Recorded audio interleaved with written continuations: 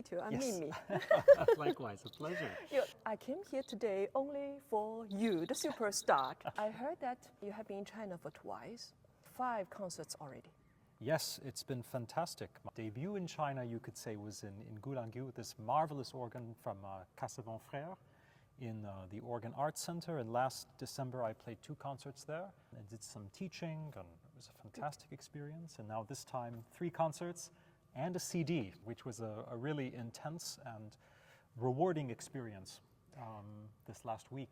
That's very nice to hear, because I also found my colleagues that you have recorded a CD in Gulangyu with the organ there. We know you have recorded 1 CD with the Nashville Symphony in year 2016, and that CD has won Grammy Award, Yes, right? that's right. The CD this year you recorded in Gulangyu, it should be the 3rd CD you recorded after That's my that. 3rd. For what reason you would choose the organ in Gulangyu? It's actually the idea which came from Yao.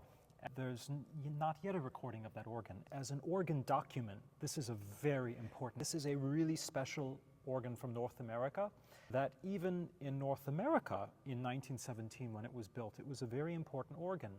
And for me, there are a lot of very interesting connections to this instrument. The organ in collaboration with Cassavant by Linwood Farnham. Okay. And Linwood Farnham, even the greatest French organists of the time, for example, Marcel Dupré and Louis Vierne, etc., they even said that this is really one of the great organists of the world.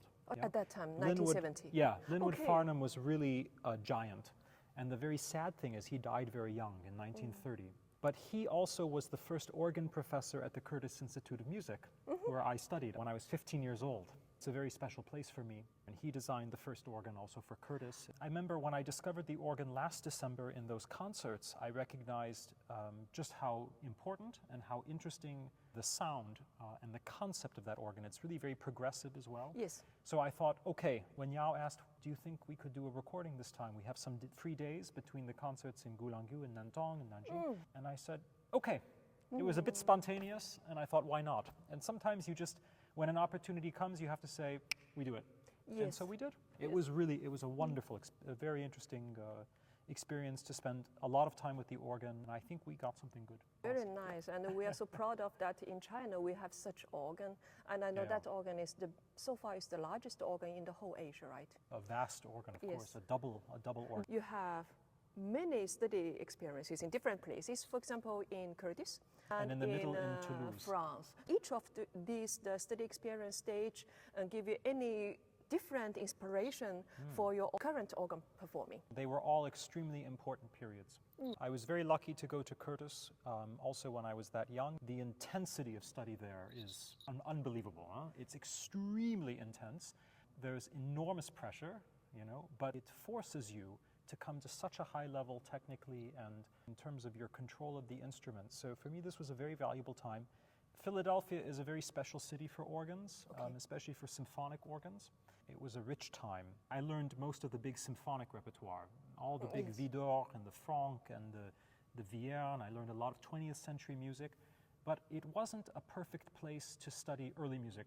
Let's say every organ type that you need to fully understand the repertoire. Yes. So I already knew when I was a student there that immediately after I would go study in Europe, because I wanted to have the experience with the original instruments. Yes. We have a lot of very, very good copies in America, but it's also different to go and take part in the cultural experience.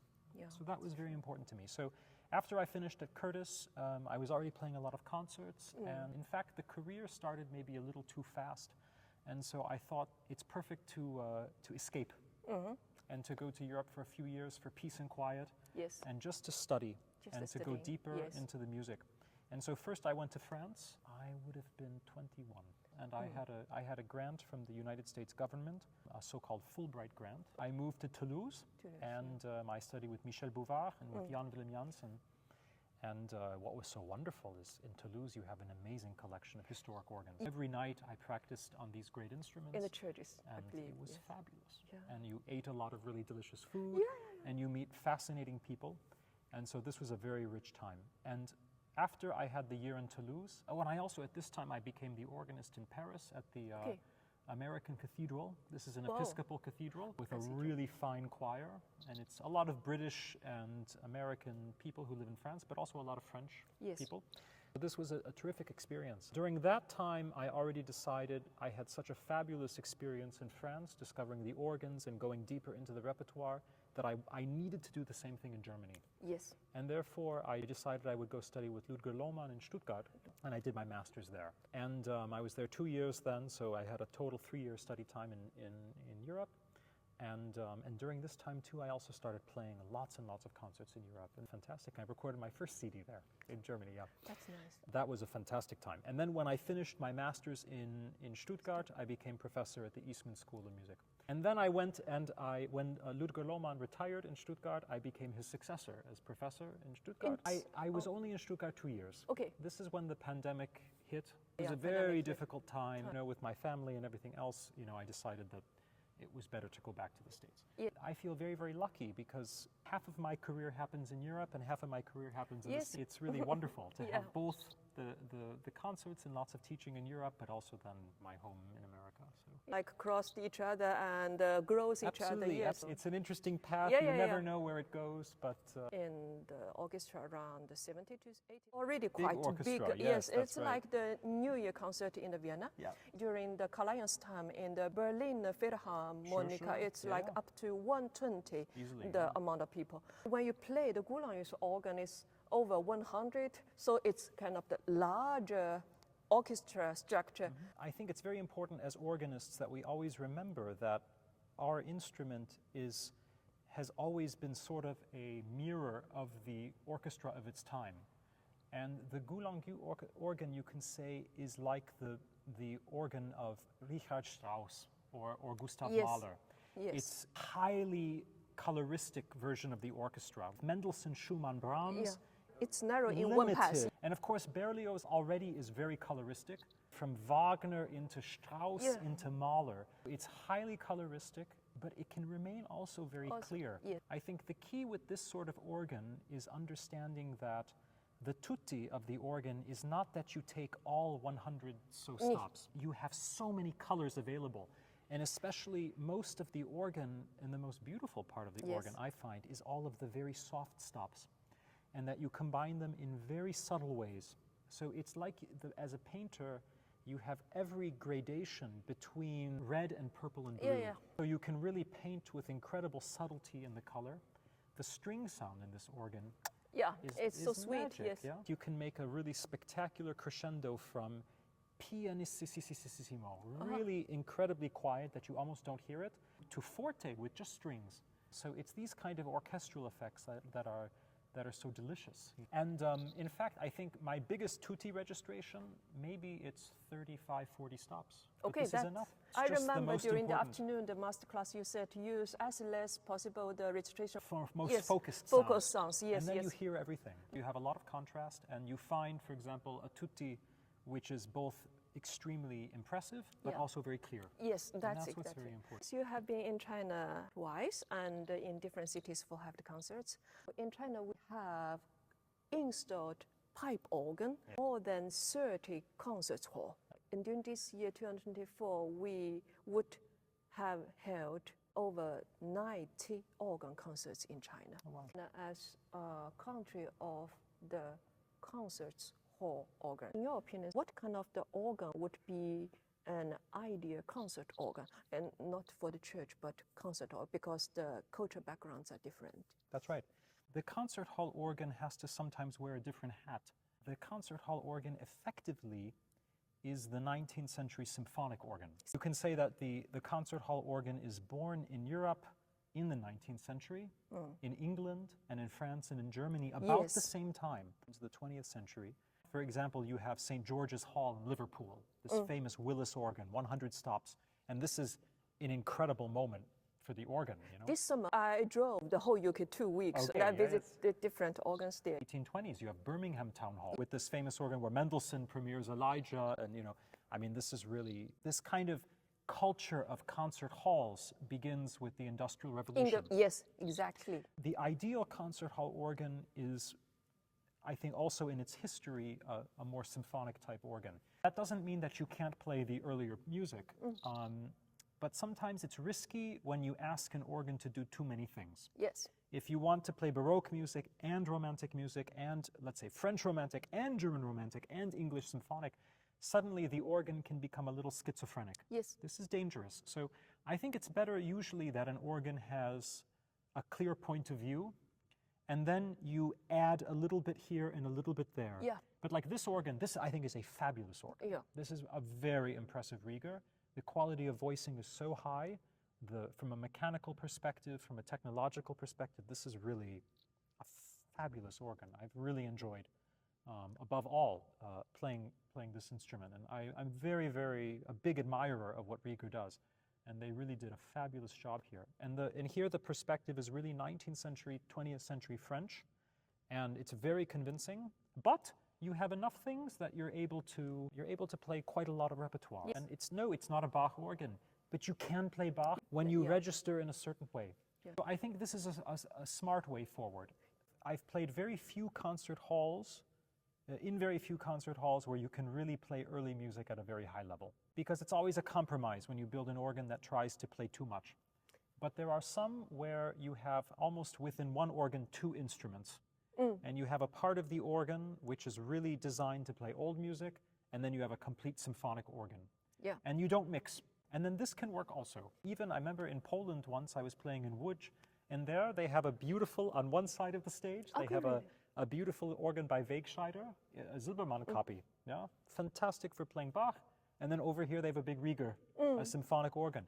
So of course there are different ways you can handle it.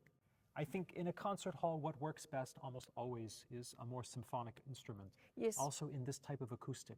Yes.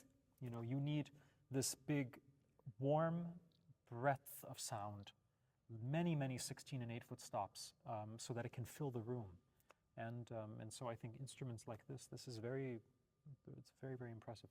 Well, one opportunity here might be that in the larger concert hall, like where we sit right now, you have the big symphonic organ, and then in the recital hall, the chamber music hall, then you build a beautiful mechanical organ. That's wonderful. With maybe a temperament, Neidhart or Nantong or something, but something very special to play old music. And then you really have everything, the best of both worlds. Yes. And what I hope, what could be very interesting is if these concert halls talk to each other, it's possible very quickly to get the entire picture of what organ building can be. Good. One hall, in their recital hall, they have a Schnittger copy. Yes. Another with Silbermann, another one with French Baroque, And very soon in China, you can have the entire collection of historic style organs. Yes, wish so. Yeah, that's great. Who knows? We have to dream. We have to dream. Yeah, maybe one day the dream comes true. Exactly. Good. Or you put a little organ over there as well, or whatever. Tracker, in the year 2015 has reported that Nathan Laube, once a rising star, is now an international star. Oh. And his custom-made musicianship is justifiably celebrate worldwide. Almost 10 years later, you are clearly a superstar among the global organists. How do you yourself think about it? It's funny. You never know where life will take you. Yes. And I feel extremely lucky. I did not imagine even 15 years ago or so when I was studying in Europe that someday I would be doing this. But you're so young. 15 years ago, how old you were? 21. I'm 36 now. I'm just, every day when I wake up, I think, how is this possible? Student. But very important for me is that every morning when I wake up, I also realize this is a great opportunity and you have to take it very seriously. I work very, very hard. In Gulanggu, when I was making the recording, every night I practiced from midnight until 9 o'clock in the morning, 9 hours like this. We all know when we're ready for something, or when something is right. We know how much time it takes. We know how hard you have to work. On some level, even if it's subconscious, we know. The pressure of being able to live up to what I'm capable of it weighs heavy on me. And so I work very hard. And also as a teacher, it's very important for me that every student succeeds, that you push them, but you support them. We all, as organists in the international community, that we support each other. And right now, it's very important that we are all working towards preserving and promoting the organ.